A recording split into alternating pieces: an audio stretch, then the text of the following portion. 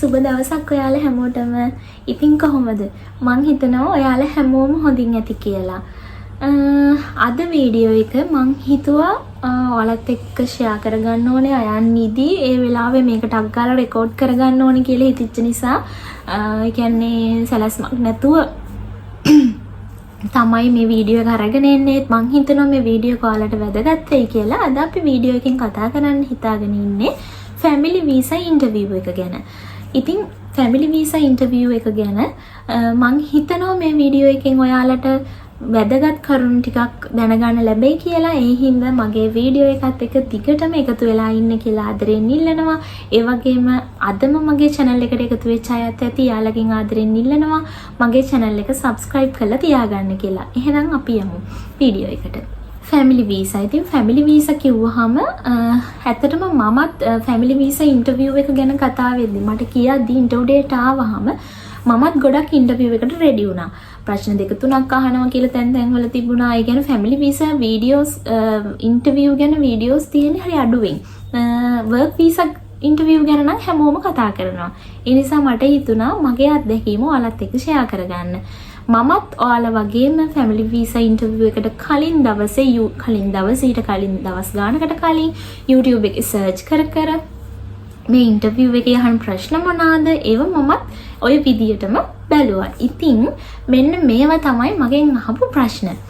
හරි අපි බලමු. ඔන්න මුලින්ම මම ඔයාලට කියන්න ඕනේ ඉන්ටර්විව් එක ගැන කතා කරනකොට අපි ඉන්ටර්විව් එකට ඇඳගෙන යන්නේ ඕන මොකක්ද? ඉන්ටර්විව් එකට ඇත්තටම ඇඳගෙන යන්න ඕන සුදුයි කළුයි තියෙනවා නම් ගොඩක් හොඳයි.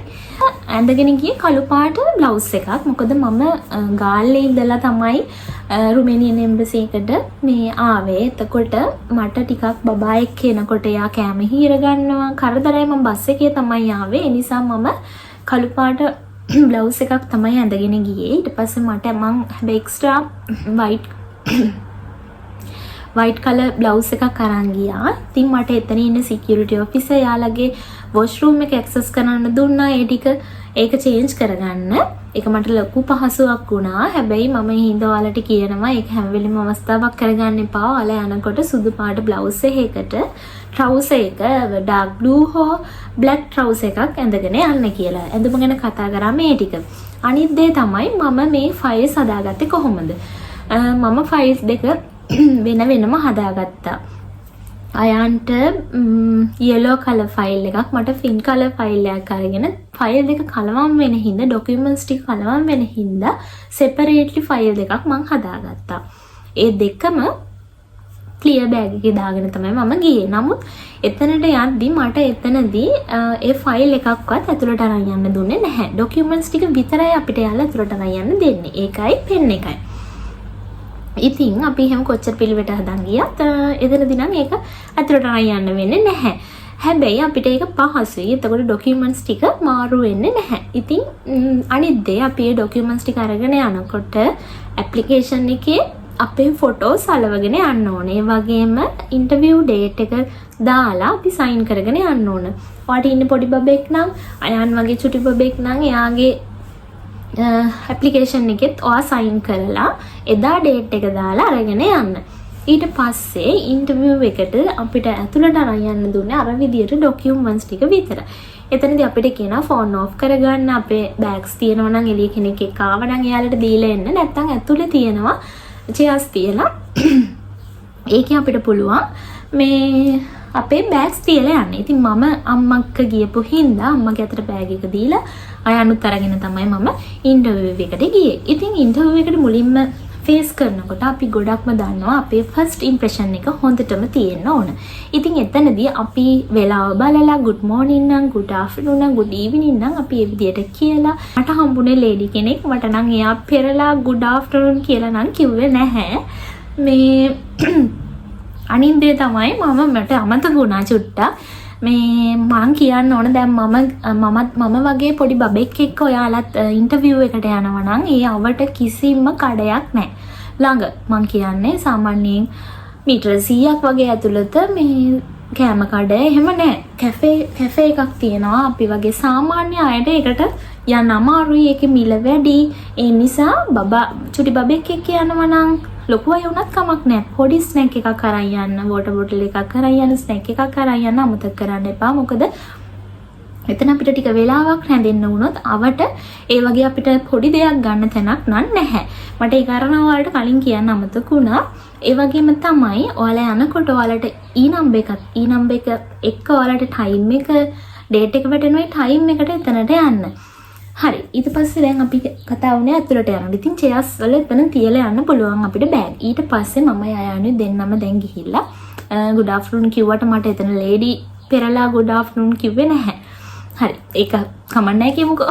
ඊට පස්සේ ඔන්න මම මුලින්ම මගේ ෆයිල් එක තමයි එයාට දුන්නේ. එයා මගේ ෆයිල් එක මුලක ඉඳන් ටික වෙලාවක් හිමීට බැලුවා. ඊට පස්සේ එයා මගෙන් ඇහුවා හස්බන්ඩ් ගිහින් කොච්චර කල්ද කියලා. ඊට පස්සේ මම ඒකට උත්තර දුන්නා. ඊට පස්සේ මගෙන් ඇහුවා ටික වෙලාවකින් ඇහුවා මේ හස්බන්ඩ් ඉන්න මොන සිටි එකේද කියලා.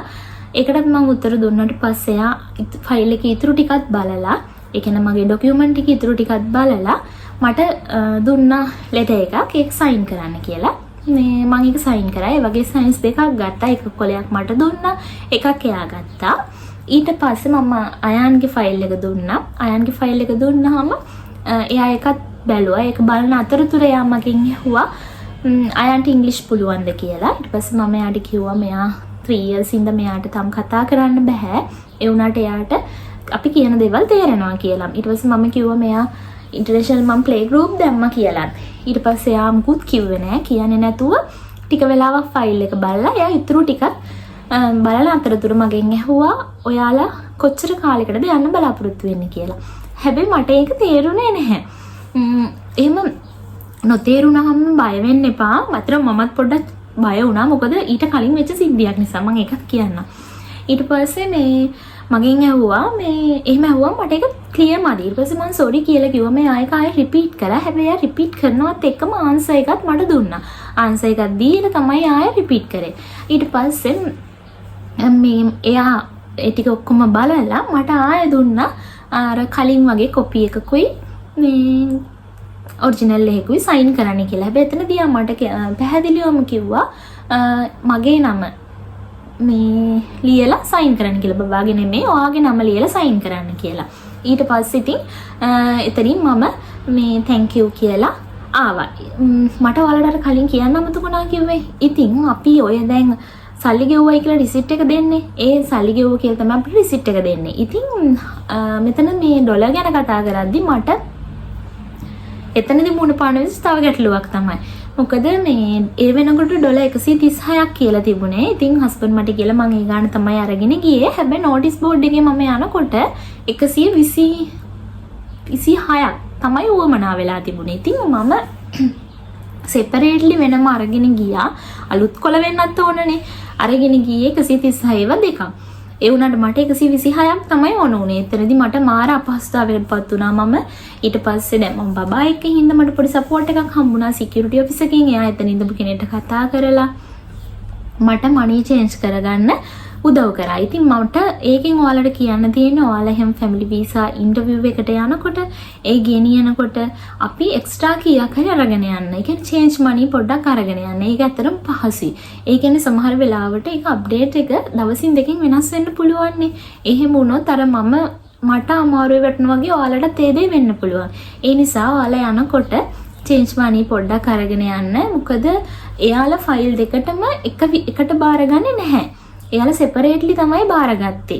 මේ දෙකම එකට ගෙවන්න පුළුවන් කියලා කිව්වට මගෙන් සෙපරේට්ලි තමයි මෙයාගේ ෆයිල් එකට වෙනම මගෙන් වෙනම තමයි ගත්තේ. මං කියන්නේ මගේ අත්දැකීම. ඉතින් මං හිතනවා මේ දේවල් වලින් ඔයාලටත් ප්‍රයෝජනයක් වෙයි කියලා. ඉදිරියේදී මම කොහොමද මම රුමේනියාවට එන්න ඩොකියුමන්ට්ස් ටික හදාගත්තේ, මොනවද ඕන ඩොකියුමන්ට් මොකක් කරාද මම මේ දේවල් කරගත්තේ කියලා තව වීඩියෝ එකක් අරගෙන එන්නම්. ඉතින් එහෙනම් එතකන් ගිහින් එන්න. ඔයාලා හැමෝටම සුබ දවසක්.